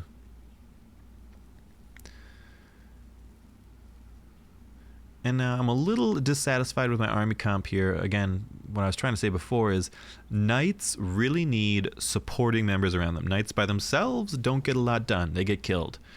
Their strength comes from that huge damage resistance they get from allied infantry units around them. I've only got like a couple judges and a couple of mercenaries because I've overbuilt my war banners, which do not give my knights that benefit. Alright, I am breaking treaties on the Fremen. I am flying over, but I've made a terrible mistake, and some of my guys are standing outside of the airfield, so I cancel that fly, and then I try to fly again, but now some of my guys are on cooldown, so only half of them move. Damn it. Don't do that. Make sure your guys are standing where they're supposed to be standing. So half my army flies over and starts to fight. The other half walks. How embarrassing.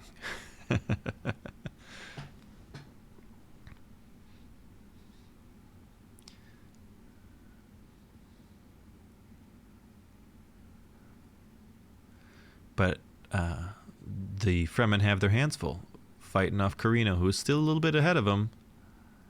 So, yep. Kenri says, Fremen are about to spike. You got to stop them. So I tell him I'm on them right now, because looks like they're about to cap a special region off of Carino, which would be a big swing, right? Minus probably. We're assuming they have a research base, so it would be minus 1,200 for minus 1,150 for the Carino, plus 1,150 for the Fremen. That's a big swing. Attacking me, Ecaz, says Psycedilla with false outrage. We all gotta do our part here, I tell him. He pulls out some mercenaries, which I'm not concerned at all. I just send my war banners over.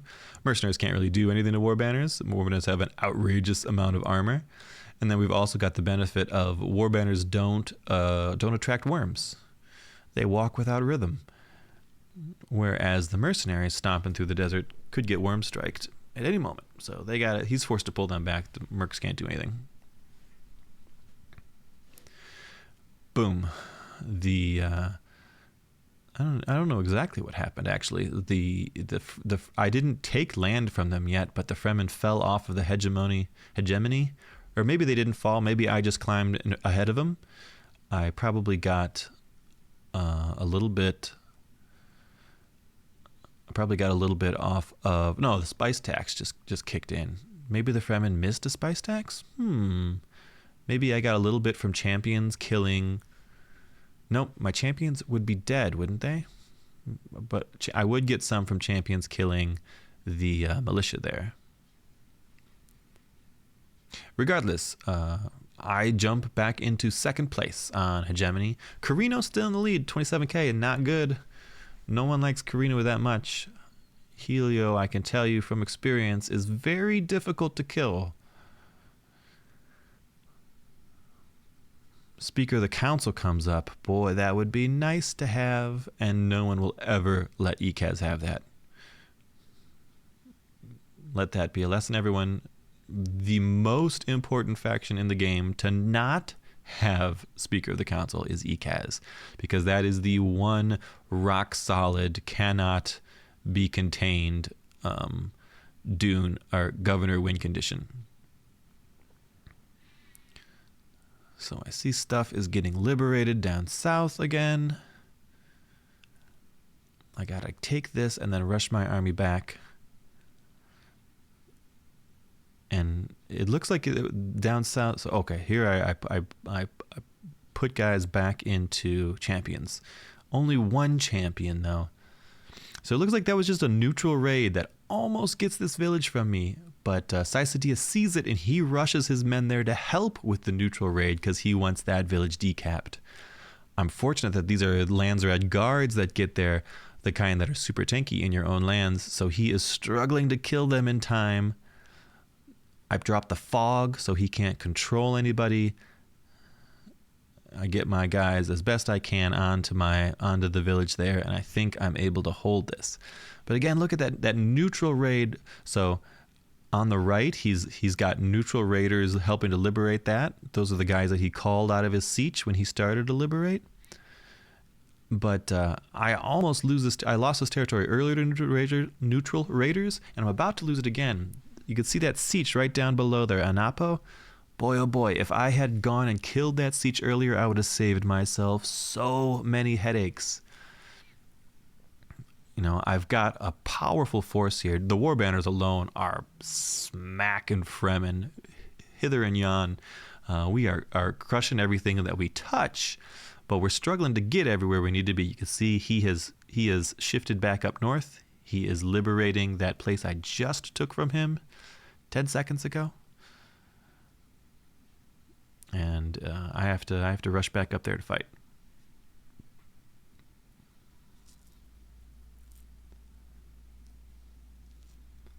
I try to get some more militia back up in these lands.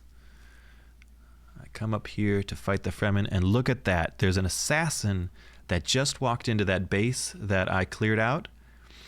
And this was another source of a lot of my frustration.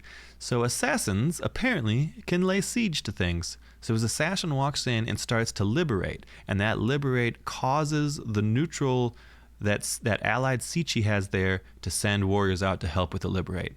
So boom, there's warriors coming from the siege to go back to both of those villages just because that sneaky assassin walked in and clicked on liberate, because there wasn't enough time for the militia to get rebuilt there. My Super Chad Ecaz army comes up here. We smash the Fremen on the front lines again. Feeling good. But now we got whack-a-mole. We got to get back down. We got to stop these villages from getting liberated again. And this guy, for some reason, this squire can't... I couldn't set that squire to be a champion again. And I don't know why. It didn't make any sense. It said he had an 18-day cooldown. It must have been I lost my knight champion in one of these fights. One of these recent fights out here. And if you lose your champion, you got a cooldown to make a new champs. Which is a huge problem, right? If I had two champions here, I believe these guys, because they've got, little yellow banners here, I suspect I might get hedge for just killing them. And regardless, I'm fighting a lot of actual Fremen troops that I would get hedge for. Boom, up north again, same thing happens. He runs a stealthy guy in, and he lays siege to call in the neutral guys to help. He doesn't have an army that can he's got 3 or 4 guys. He doesn't have an army that can actually contest me, but he's able to keep using that neutral call in order to get people to attack the villages, just keeping me busy here doing whack-a-mole. Boom, I drop half of my army, a third of my army up here. We're able to stomp on what the troops that he has and then kill the other stuff that's up there, but boy, it is a struggle. He's even got and there's that assassin again. Boom, runs right back in, liberates, causes more people to run out. Oh my god, what a pain. I had no idea that an assassin could do that. It's trolling to a whole new level. I am rushing to get defenders back down there. I am trying to get the appropriate operations cooking again to make sure. But boom, here's like another 8 or 9 guys. If I had champions here, we'd be harvesting. But you can see the smugs have now climbed up to the lead on hegemony. I have fallen behind a little bit. He does manage to get that liberate on that frontline spice field that we've been trading back and forth all game. Just because I've got too many things I got to deal with, too many whack-a-moles here. Psycedilla says, "Okay, smugs." Yeah, right? Boom, my guys, fly back up. We stop this again. See, he's up there. He's using a stealthed infiltrator to walk in, and he's able to do it. He's able to fight off whatever I have there, or rather, I just didn't get militia rebuilt there before it passed, before he ran someone in to cause trouble again. So I've fully accepted or understood what's going on here. It took me a little while. Like, wait, why is this getting liberated again? I was just here. It took me a little while to realize that it was all these stealth units causing me so much trouble. So I'm a little more careful leaving guys behind now, making sure that the militia get up and are able to stop, a random assassin from walking in town and igniting a rebellion. Hoo boy, what a frustration. I see now Carino has jumped ahead 28k. Carino is even more of a problem than the smugglers. I don't know how the smugglers, they must have gotten something liberated off of them. And I suspect it was probably with the Carino jumping ahead, Carino probably took something from the smugglers that maybe the smugglers had from then before. I've been so busy. Yet again, the assassin walks in and starts a ruckus up there, so I've got to go back up there and stop that one. But Carino at 28k, the smugglers have fallen off. I am climbing up, but boy, I'm not close enough. I tell everyone that all my life is just fighting Fremen rebels. Boy, that assassin caused me so much grief. But I am eyeing on what can I possibly do to get hedge. My champs are dead. Normally the play would be you get your double champions and you go and you murder some other people's militia. Town militia count as units for your hedge gain. If you've got 2 champions, you walk in, you kill 4 militia in a town, you just harvested yourself 800 hegemony, right? If you stomp an actual large enemy army, it's thousands. Of special note, the Harkonnens are great for that. If they're running a whole bunch of Cerberuses, the guys that die and split into 2 little guys, one Cerberus, it gives you 300 hedge. He dies, gives you 100. He makes 2 little guys. Those 2 little guys die, they give you 200 more.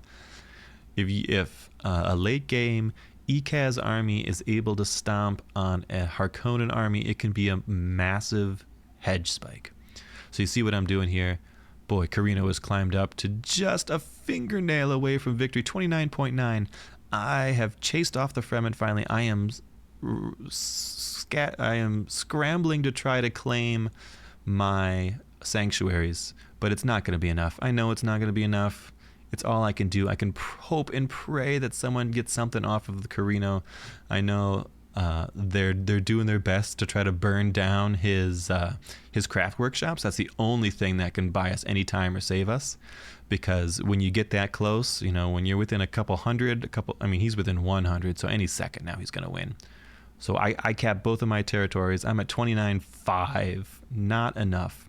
If I had a champion with, 4 kills, 5 kills, if I had 2 champions with 2 kills, 3 kills, it would have been hedge victory for the Ecaz. Psycedilla's burned down some craft workshops, but it's not enough.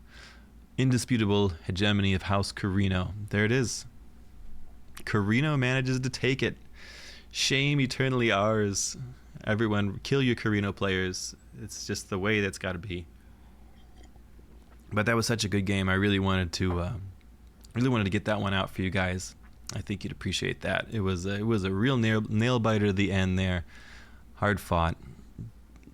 What lessons have we learned? Don't let assassins continually siege your base and draw in rebels if they're Fremens, or do that if you're the Fremen, because what a sick play that is, to be able to summon troops out of nowhere, when someone's not around. I was doing pretty well in just about every aspect I wanted. I had most of the terrain I wanted. My economy was going well. I was pretty happy with my military, all of my military engagements, really. That one end of the smugglers was dumb. I was just overcommitted there. I didn't have the water for it. I didn't get there in time. I needed to do a better job identifying that was a losing fight and just saving my army, letting it go. I threw threw all my army away there and got nothing for it, right? And then that held me back for a month while I'm rebuilding stuff. And I should have been more careful about getting my militia up on the front lines, or leaving a man or two behind to make sure that a sneaky guy doesn't sneak in to pull out more rebels. Oh my God, would my life have been different if I had burned down a siege ahead of time? Well, hindsight's 2020, right? Next time. All right, hope you guys enjoyed that. I've lost my video feed here. We will call it a day. GG, thanks for watching.